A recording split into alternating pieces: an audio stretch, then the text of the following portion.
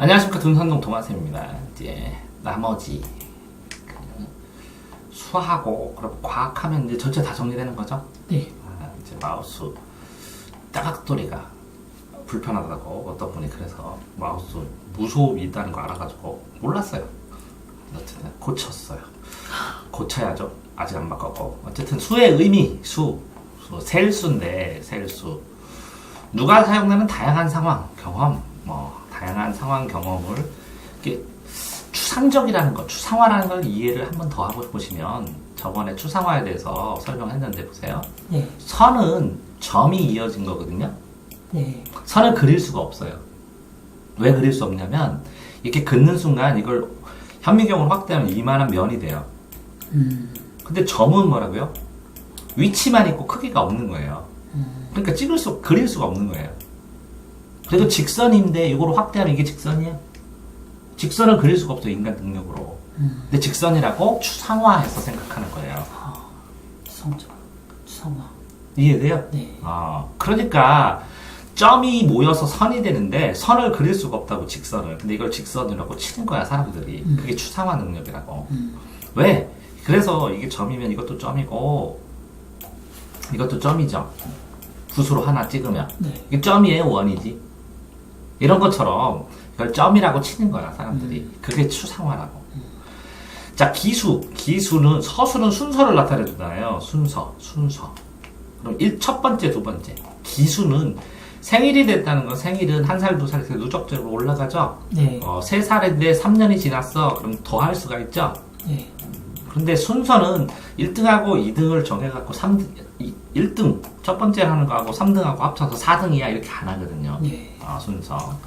이름수, 명칭이 있으니까 전화번호나 이렇게 정해진 거, 라는 건 이름수라고, 명칭이라고 하는 거는 따로 정해서 기억해야죠. 고정되게 그거를 표현하는 거니까. 네.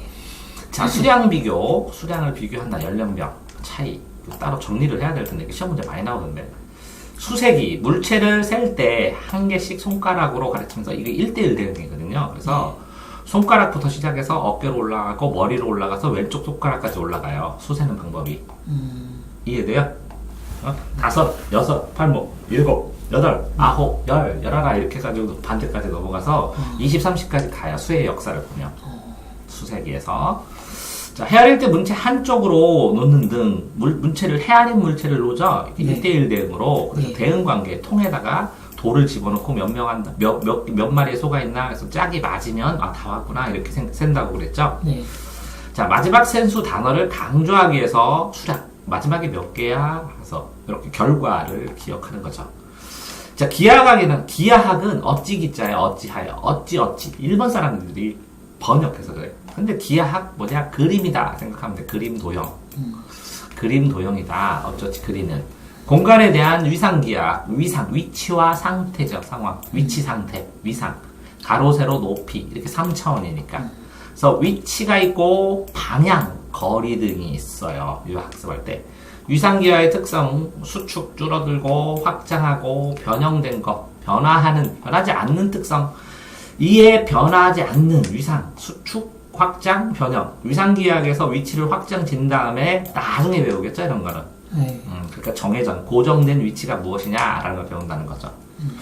근접성, 개폐, 열고 닫는 거. 이렇게 도형이 있잖아요, 도형. 폐쇄된 도형을 배워요. 이런 건 도형이라고 안 해요. 네. 그래서 개폐를 배우는 거예요. 네. 또 뭐 배우냐면, 이건 실수 범위 안에서 이 원리가 맞다. 그러면 이걸 닫혀있다. 이렇게 되는 거예요. 닫혀있다. 실수 범위 안에서 이게 안 돼. 그러면 열려있다. 이렇게 얘기하는 거예요. 이해되세요? 네. 수학에서 닫혀있다, 열려있다를 따로 개념으로 또 배웁니다. 자, 공간인식, 자기중심적으로 지표물을 중심으로 객관적 중심. 그러니까 가로, 세로, 높이에서 나를 중심으로 이게 몇 개 있느냐 했을 때 이게 원점이 돼서 오리진이 돼요. 그래서 원점을 중심으로 내가 항상 여기 서 있는 거랑 마찬가지거든요. 가로, 콤마, 세로, 혹은 높이 이렇게. X, Y, Z. 그러면 입체가 돼요. 이렇게 세 개를 써줘요. 가로, 세로, 높이. 도형에 관해서 유클리드라는 수학자가 정리를 해놓은 게 있어요. 그래서 더 이상 증명하지 않고 공리로 사용해라. 수학의 원리니까 공리로 사용해라. 이건 정의된 것이다. 이건 증명된 것이다. 이렇게 해놨거든요. 그래서 여러 가지 모양에 대한 평면 도형을 정리해서 책으로 평면과 입체 도형으로. 그래서 유클리드 기하학에 보면 도형의 종류는 무한하지만 모든 종류는 뒤집기, 돌리기, 옮기기. 이게 초등학교 때 나오거든요. 뒤집기, 돌리기, 옮기기. 한 3학년, 4학년부터 시작해가지고 모양 변환하는 경우 위치만 변했지만 그 모양새는 그대로 다 보존된다는 거를 그때 배워요. 그러기 위해서 모양, 크기, 각이 뭔지를 배우죠. 그 전에. 도형의 인식과 명칭. 평면 도형과 입체 도형, 평면 기하학이라고 그래요. 이걸 보고 평면 기하학, 이걸 입체 기하학. 무슨 얘기냐면 공 안에다가 삼각형을 그리잖아요. 그러면 요 세 각의 학이 180도가 넘어요. 볼록해지니까. 이해됐어요? 평행은 영원히 만나지 않은 두 선인데 이렇게 공에다가 그리면 평행선이 만나요. 아, 공에다 그리면 네. 180도 넘는다고요? 튀어나와가지고. 네. 그게 평면 기하학은 180도인데 이건 180도가 넘어요. 어쨌든 유아는 원이 가장 기초인 형태니까 원, 삼각형이 개수가 늘어난 사각형, 직사각형, 삼각형 순으로 인식한다고 그러는데 이게 원, 사각형 주변에 물건이 제일 많아서 그래요. 직사각형, 삼각형 순으로. 삼각형의 형태의 기본이고 도형과 변환하고 대칭됐다. 작아져서 앞뒤가 같다. 대칭이라서는 점대칭은 이 점에서 같은 거리에 있는 것이고 선대칭은 선에서 같은 거리에 있는 것이에요. 선대칭은 같은 거리에 있는 점들이에요. 자, 도형은 합치기도 하고 나누기도 합니다. 도형의 인식이 인지 전의 수준과 시각적으로 보는 수준과 기술적으로 이해하는 수준으로 달라지겠죠. 읽기 준비는 형태에 대해서 시각적으로 그 읽은 형태를 구별하고 더 잘 알 수 있게 해주겠죠. 위상적, 위치 상황, 공간 개념, 물체의 크기, 모양새, 각도 등이 관련된 것이 아닌 전체적인 형상, 앙과박, 개폐 이거부터 배워야 되거든요. 처음에는. 왜? 도형 자체가 이렇게 된 걸 도형으로 착각하면 안 되니까. 그래서 열림과 닫힘을 얘기하는 거죠. 자, 원근, 멀고 가까움 등과 같은 공간 이해를 먼저 습득한 다음에 이제 그 다음에 공간 자기중심적으로 하다가 도형도 이 전인지 단계에서 시각화, 그 다음에 기술화 이런 순서로 발전을 하겠죠. 자, 사명적 공간 개념 5, 6, 4 좀 컸네요. 유클리드 공간. 사형, 빛을 쏴, 그림자형이겠네. 그림자를 비친다. 유클리드 공간 개념에서 거리, 각, 크기, 각도, 비율 개념으로 조작화해서 위치할 수 있다. 회전, 뒤집기, 이동 등을 할 수 있다. 수평과 수직. 수평은 이게 지구와 수평. 어떤 건 평행이 되는 건데 어떤 선이 있으면 그거와 내려오는 선은 무조건 다 수선인데 이걸 직각일 때 이걸 수직선이라고 하는 거예요. 그래서 수직. 직각은 각알 이렇게 90도. 완벽한 물체의 위치를 표현하는 거죠. 특성에 따라서. 사형은 위치화해서 이해하고, 그쵸? 사형. 이게 사진, 그림자, 이런 거네. 어떤 게 있으면 그걸 갖다가 위치화 시킨다는 거겠네. 각도를 달리해서 찍은 사진도 동일한 물체라는 걸 인지한다는 거네요. 전체 구조를 보고. 자, 사물의 장소나 위치에 따라 달라 보일 수도 있다. 라는 거네요. 그러면 좀 수준이 더 높은 거네. 그러면 그 뒷면을 본다는 거네.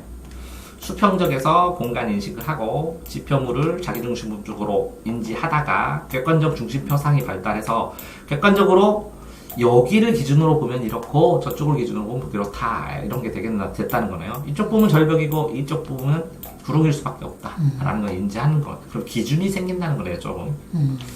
위상적 공간 개념, 사형적, 유클리드 공간 개념. 위상은 그냥 읽기만 하면 되고, 그죠? 사형 기준이 생기고. 그러면 이거는 유클리드는 기술적인 거고, 이렇게 볼 수 있겠네요. 위랑 비교하면. 자, 공간 능력의 요소, 근접성, 위치, 방향, 거리에 대한 위상. 그러니까 근접성이면 아까 원근 개념도 같은 거네요. 그치? 어디에 있니? 그러면 방향이죠. 어느 쪽, 위쪽, 아래쪽, 앞뒤로. 얼마나 가까이 보냐, 원근 개념. 그러니까 이게 이제 기초적인 근접성이고, 그 다음에 그것들을 확인해 보니까 직선, 곡선, 개방된 폐쇄선이라는 걸 이해하게 되고, 그러면 폐쇄가 돼야 안과 밭을 구분할 수가 있죠. 자, 공간 개념, 자기중심적 기준이 있어야 되는데 그게 자기중심이라는 거죠. 할 수 없이 위치와 방향이 위, 아래, 앞, 뒤. 내가 날 기준으로 본다는 거죠. 앞, 뒤, 옆, 아래, 그죠? 자, 지표물 중심. 그럼 주위에 지표물이 보면 이렇게 평행을 안다는 거죠. 이제 땅이니까 주위에 지표가 되는 사물을 활용하여 위치를 찾는. 그럼 요거를 중심으로 요거 위, 나 말고 각이 공 오른쪽.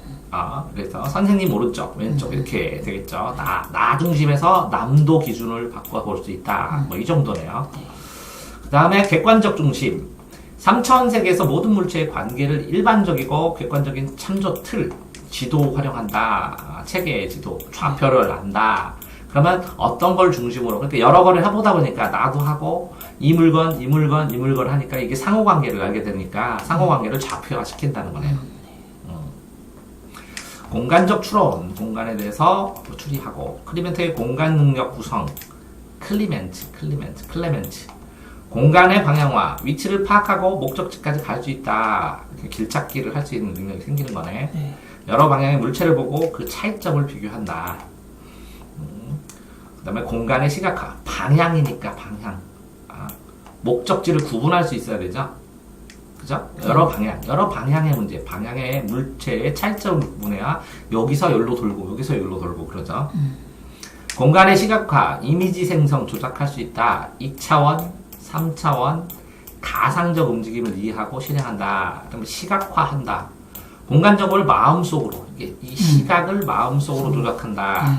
회전 재배열한다. 그러니까 머릿속에서 생각을 할 수 있다는 거 돌아가면서 돌려서 시각을 이거는 물체를 비교해서 가는 거고, 요거는 마음속에서 이미지를 이 시각 기준을 여러 각도로 자기가 바꿔볼 수 있다는 거네요. 여러 가지 모양을 그러니까 구상할 수 있지요. 도형을 옮기고 뒤집고 돌리는 거를 수반하고 변화를 경험을 반복해서 머릿속에서 형태를 생성해나죠. 그렇죠? 넬그란트의 공간 능력과 단계 설명, 눈 운동, 그냥 공간적 추리, 그 다음에 형태 바탕 시각, 시각적 기억 회상, 시각적을 이미지까지 했으니까 이렇게 되어 있네. 네 단계, 5단계인데 5번은 어디 갔지? 공간 내 위치 이것까지인가?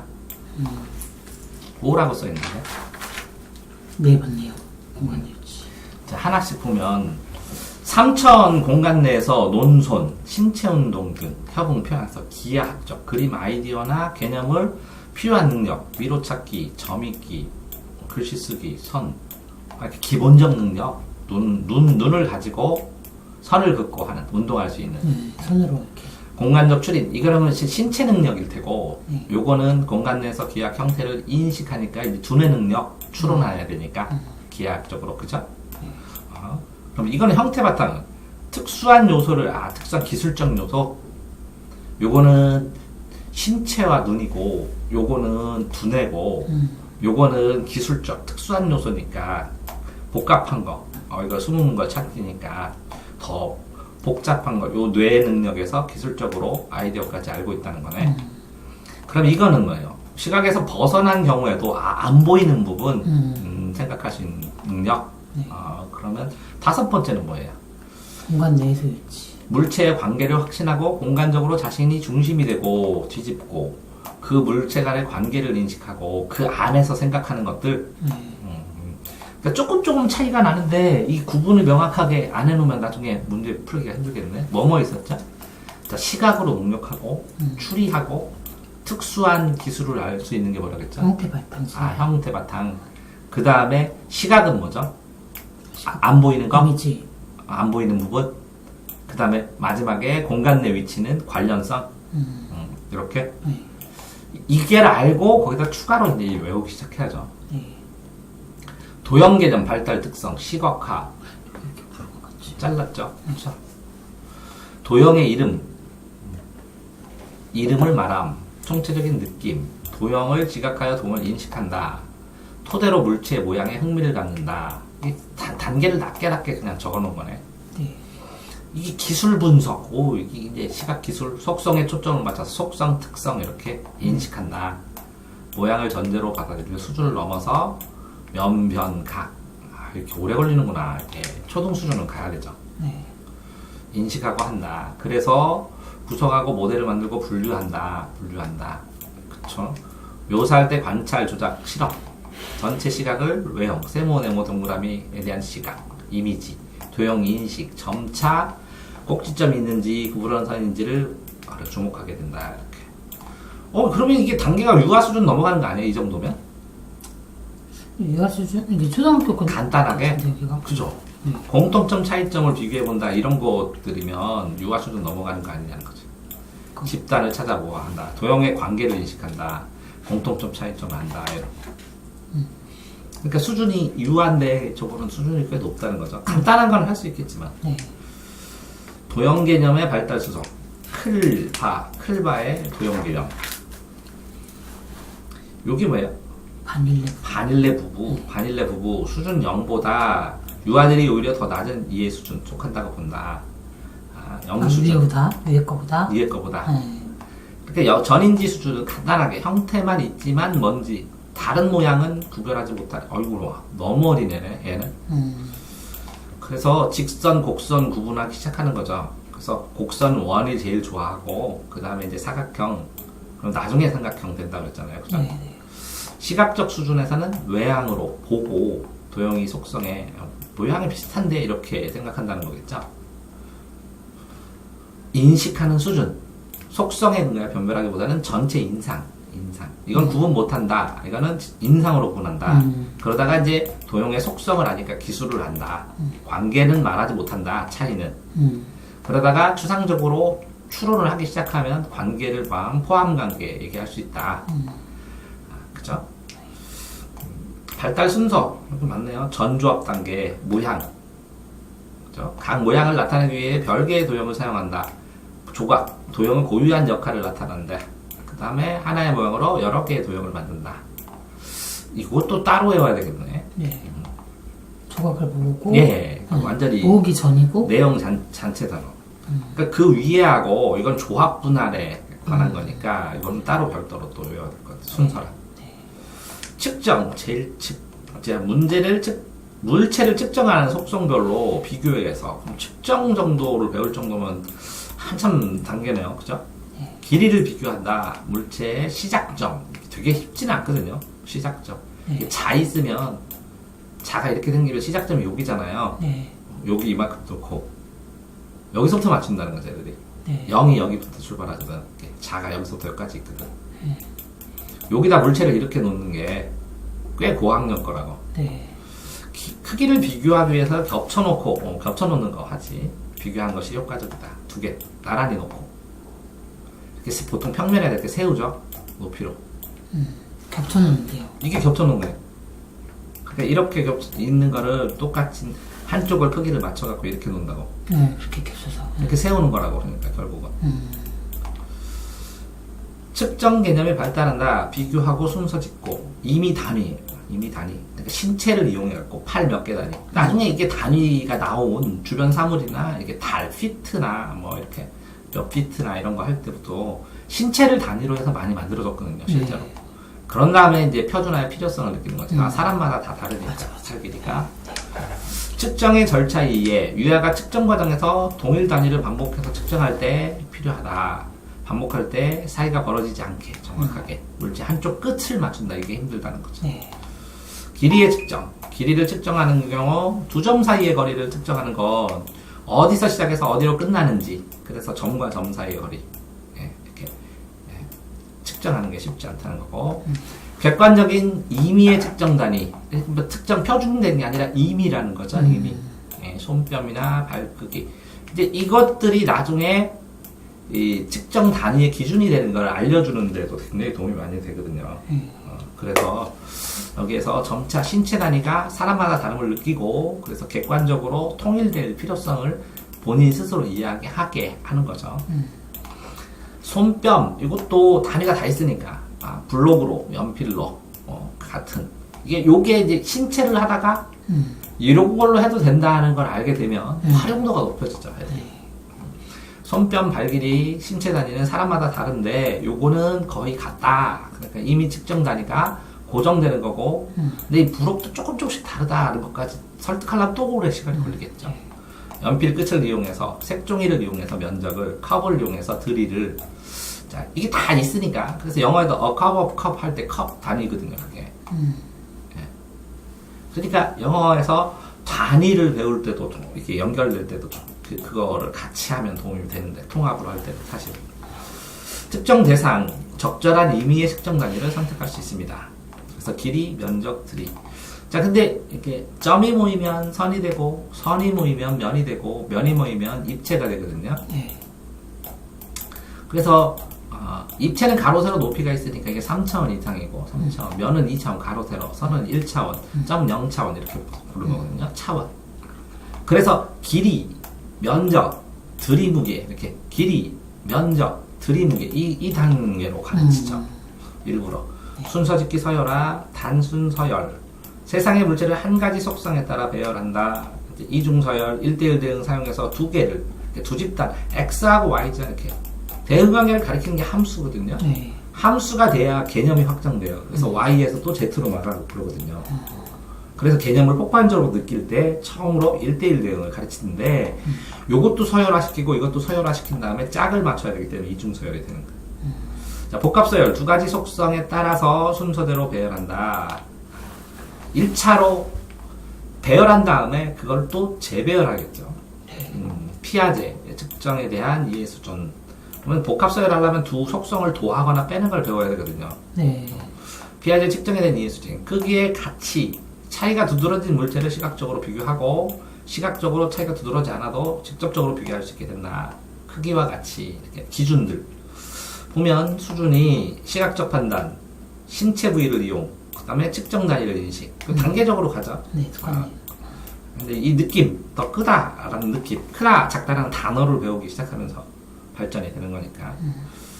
측정, 모방, 비교, 인식, 쭈루룩 넘어갔으니까 없고, 시글러 시간 단위, 시간, 경험적 시간, 자신의 경험한 시간, 오래 기다렸어요. 순서, 지속되는 시간. 이제 주관적 경향. 당연히 주관적 경향이 많죠. 시간을 객관적 시간보다 주관적 시간을 더 많이 써요. 사람들이 실제로 공부할 때도.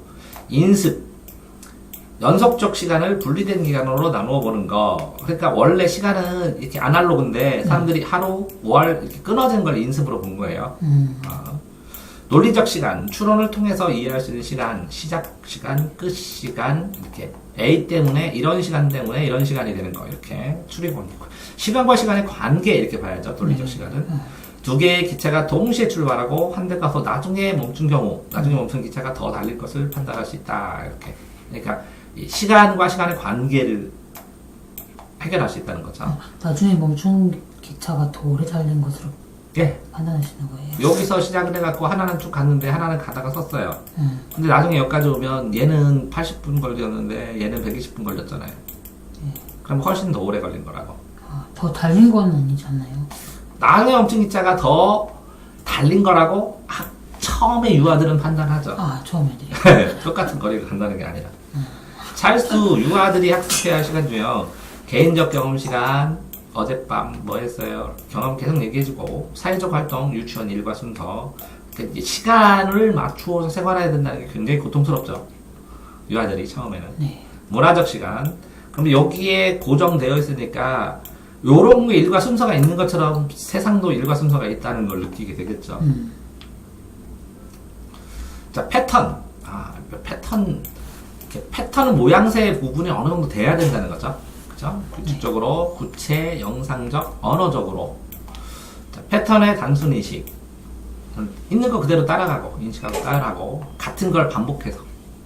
구성, 전이 출현. 여러 방식으로 놓아보고, 다른 방식이 있다. 이게 전이가 구를 전에 다르게 만들다. 이런 것 같은데. 그 다음에 복잡한 패턴 구성한다. 그래서 전이 단계로 패턴을 새롭게 구성하고, 복잡하게 만들고, 그걸 가지고 나중에 상징성도 부여를 하고 하는 것 같습니다. 네. 자, 그래서 언어적으로 설명할 수 있어야 되고 언어표상. 그러니까 언어랑 그래서 왜 그러냐면 언어도 추상적이거든요. 수리도 추상적이고. 그래서 이게 연관관계가 있는 거예요. 두 가지 속성을 동시에 언어적으로 설명해야 되니까 패턴이 다르다는 걸. 패턴 인식하고 규칙을 알고 복사한 다음에 연장하고 새롭게 만들고 채워놓고 그쵸? 예. 그거를 한 가지 패턴을 다른 패턴으로 바꾸고 이제 채우다가 다른 걸로 바꾸고 새로운 패턴을 만들고 이렇게 순서대로 과정이 달라지네요. 예. 보면 이건 뭐예요? 무슨 양식? 표상양식. 표자예요. 표상 양식에 대한 패턴. 동작 신태. 이건 무슨 동작? 능동적. 능동적 패턴을 만들고 찾는 것. 직접 움직여서 동작 패턴을 만든다. 몸으로. 수학에서도 이게 되겠다. 네.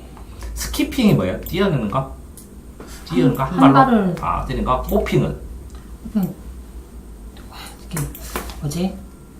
제자리 뛰고 걷기인데 네. 스키핑은 한 발로 뛰는 거고 호핑은 이게 걷기하고 뛰기가 합쳐 있는 거고 네. 이거는 걷기 뛰기. 약간 호흡 이렇게. 제자리에서 뛰기. 네네. 한 발. 각자 패턴. 음악, 신체, 물체. 이게 종합적으로 가르친다는 거구나. 패턴을. 청각을 통해서 특징을 만들고 운운적 특징을 만든다. 네, 감각적. 운율의 반복. 패턴이 수학적 패턴뿐만 아니라 이렇게 통합적 패턴이라는 거죠. 네. 박수 소리, 발구리 소리도. 감각으로. 경찰차 쿵쿵쿵 이렇게 손뼉 칠 때도 시각적 패턴은 이런 거고. 그러니까 패턴이 여러 가지라는 거죠. 하나하나 할 필요 없이. 네. 요거는 무슨 각적이에요? 시각적. 시각. 네. 이거는 청각적. 청각, 이게? 시각. 아니 이게 이게 시각인데? 감각, 청각, 시각. 감각은 이게 몸 감각, 몸 전체. 이거는 시각으로 특화시킨 거고, 이거는 청각으로 특화시킨 거고, 이렇게 본 것 같은데. 네, 이게 운동, 네.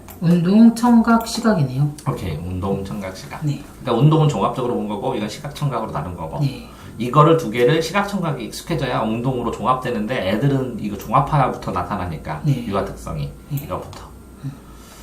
반복 패턴 기본 구조로 A, B, C, A, B, C, A, B, C. 성장 패턴도 기본 예측 가능한 방향으로 가죠. 그리고 이렇게 이런 순서대로 이렇게 숫자로 하시면 이게 추상화예요. 패턴을 이렇게 A, A, B, 1, 2, 1, 2 이렇게 만들 수 있는 거. 어마어마한 능력이에요. 그러니까. 객관적 패턴 두 개의 세트 사이에 연결이 이루어짐. 이렇게 젓가락. 하나, 두 개는 네 개. 이렇게 돼야 패턴을 이용해서 나중에 구구단을 하죠. 자, 분류, 논리적 분류에 대한 설명. 특정 유목, 종류와 목, 과목 이런 거 있죠? 유목이. 속성을 찾는 내포됐다. 찾아낸 공통 속성을 새로운 물체에 적용시킨다. 이렇게 계속 확장시킨다는 거죠. 추상화시키는 거는 확장시키는 걸 자유롭게 응용할 수 있다는 거고. 그래서 법칙화시키고. 분류에서 짝짓기. 짝, 1대1 되는 때는 그렇죠. 관련짓기. 특성을 찾는 것, 무엇이 이것과 이것이 관련됐다 이렇게 이렇게 같이 행하는 것. 자, 단순 분류, 물체 간의 속성을 준 것 기준으로 해서 한번 기준을 주고서 한번 분류해봐라라는 거겠죠. 관련짓기가 이게 파생으로 이게 짝짓기를 했기 때문에 관련짓기가 되겠죠. 네. 그렇기 때문에 어떻게 보면 요 단순 분류를 많이 해야 이게 되겠죠, 그렇죠? 실제로는. 근데 이건 스스로 한다는 것이고 이거 시켜서 한다는 거고 보이고 그런 차이입니다. 혼자 해보는 거. 예.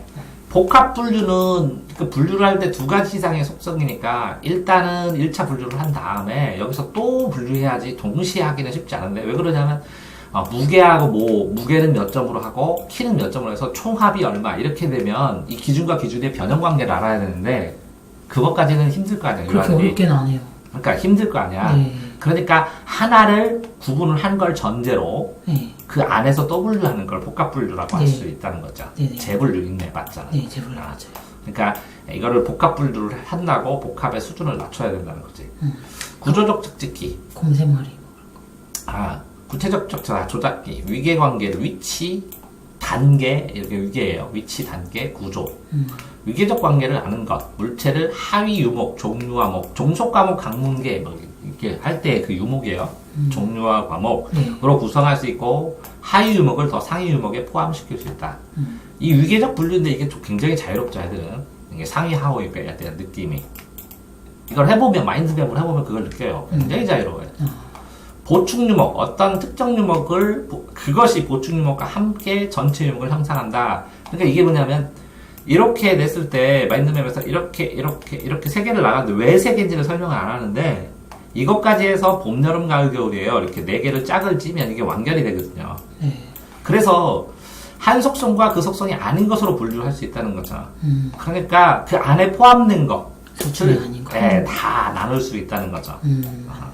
그러니까 그 범위 안에 있는 것들을 이것이 이게 폐쇄되게 그러니까 이게 닫혀 있다는 거예요. 이걸 다 알기 때문에 밖에 걸 알게 된다는 거죠. 네, 두 범위. 맞는 것과 아닌 것. 네, 안에 있는 것과 아닌 것 이렇게. 피하죠. 분류 전 단계가 통합되어 있을 테고, 그래서 분류에 준하는 간단하게 그러다가 이 논리적 분류까지 분류로 보는 거죠. 이때부터는 이거는 분류와 비슷한 단계일 테고, 유아 분류의 능력은 피아제, 스미스, 찰스워스 임의적으로 분류한다. 유사하고 공통점 차이점으로 비슷하잖아요. 뭐 그냥 그러니까 이걸 물어보면 되게 재밌어요. 애들이 이 임의적인 기준을 물어보면 창의성이 진짜 넘쳐나요. 그렇게 분류할 수 있겠구나. 이런 주관적 기준으로 보면 이때가 꽃인데 이걸 주관성을 다 박살내버리고 객관성으로 그냥 전이시켜버리지. 단순 분류는 눈에 띄는 한 가지 공통된 기준 하나를 찾는 거죠. 그리고 표현하게 하니까 장점은 구체화가 되는데 단점은 임의적인 다양한 분류 기준을 박살나버려요. 이해되시죠? 네. 그러니까 아이들이 천재가 다 멍청해져가는 과정인 것 같아요. 교육이란 게. 그러니까 색깔, 그래, 크기 맞습니다. 분류하고 복합 분류는 동시에 두 가지인데 공통된 기준에 따라 하나 분류하고 또 재분류하고. 근데 유목을 포함 그 분류한 거를 앞뒤 관계를 안다는 거죠. 분류 유목으로. 쭉쭉. 네, 큰 유목과 작은 유목으로. 스위스 린드의 그래프에 의해 찰스워스와 린드 물체 그래프는 추상화된 핵심이에요. 그걸 통계화시킨 거예요. 네. 그래프로. 그러니까 두 가지 대상물에 대한 비교니까 그래프를 하다 보면 괄호축과 세로축가 생기거든요. 반드시 막대 그래프든 뭐든. 네. 그러니까 이 X 집단과 Y 집단을 비교하는 거니까 이 그래프가 막대 그래프가 함수예요. 두 가지 대상물의 비교가 나온 거예요. 이게 X집합, 이게 정의역이 되고 이게 치역이 되거든요. 네. 그래서 요것과 요것의 관계, 대응 관계를 찍어주는 거예요. 그래서 가로와 그죠? 네. 이렇게 세로. 그래서 이걸 찍어주는 거거든요. 그래서 두 가지 이상의 항목이 있어요, 항상. 그래서 그래프 할 때 가로 확인, 세로 확인, 이게 정비례인지 반비례인지 확인, 그다음에 정비례로 이렇게 갔는지 반비례로 이렇게 갔는지 특성 확인 이렇게 하는 거야, 비교할 때. 네. 사각종이 블록 그래프 그림을 이용해서 도표를 그릴 수 있거든요. 그래서 사각종으로 종이를 오용해서 블록 그래프를 그린다. 독자적으로 블록 그래프를 봐야 되는데 실제적으로 이 그래프를 만들기 전에 표를 만들거든요. 네. 사각에다가. 그래서 여기다 나뭇잎 가지를 그리고 여기다 나뭇잎 몇 개 넣고 해서 단위수도 그리고 진법도 가르치고 그러거든요. 근데 어쨌든 사각종이 더 많은 그림을 이용해 도표를 그릴 수 이게 제일 처음에 그래프가 아이들이 이걸로 연습해요. 이거 붙여주는 거, 포도알 붙여주는 거, 네, 높이. 네. 그걸로 인식하기 시작하고 실물 두 가지를 비교하는 단계에서 그림을 이용한다. 두 개의 항목, 상징물을 붙이잖아요. 눈금을 그려서 이제 꺾은 선으로. 이게 왜 그러냐면 이 숫자 끝만 보는 거예요. 이렇게 이게 막대 그래프를 그리면 막대 그래프의 최종 위치 꼭대기 있잖아요. 네. 여기 꼭대기만 연결한 게 꺾은 선 그래프거든요. 이렇게 꺾은 선. 그런 다음에 실제 영유아 교실 바닥에 커다란 그래프 그리고 한번 올라가고 서해보고 그림 그래프, 실물 그래프 따로 있고 그림 그래프 따로 있고 실물 대신 그림을 여러 장 그리면 되니까 상징 그래프, 표상하게 추상적인 기호나 매체를 활용한다. 쉽지는 않은데 그럼 지금 단계가 예제로 네. 단계가 상징으로 가는 거네요. 네. 처음에는 그냥 비교하다가 왜 그러냐면 상징이란 게 이렇게 됐을 때 이렇게 되는 거 이 규칙성이잖아요. 네. 이게 수학 자체가 상징성이니까 이게 그걸 규칙성을 알아야 나타내는 되니까. 거니까. 규칙성을 알려주는 거니까. 근데 이거는 이 책에서 교과서 확인해서 그 그래프를 전번 보고 그 관계를 이렇게 따로 한번 그래프를 간단간단 옆에다 그려놓는 게 훨씬 더 편할 수 있는. 이거를요? 네. 아니면 이거 말 자체만으로는 쉬워요. 네, 어렵잖아요. 예. 네. 근데 이제 그래프를 보고 그 그래프를 보고 요 단계로 얘기를 할 거니까 그래프를 지워줄 것 같아 시험 문제를 내면. 네. 다 됐네. 네. 어쨌든 이제 수고하셨습니다. 맞습니다.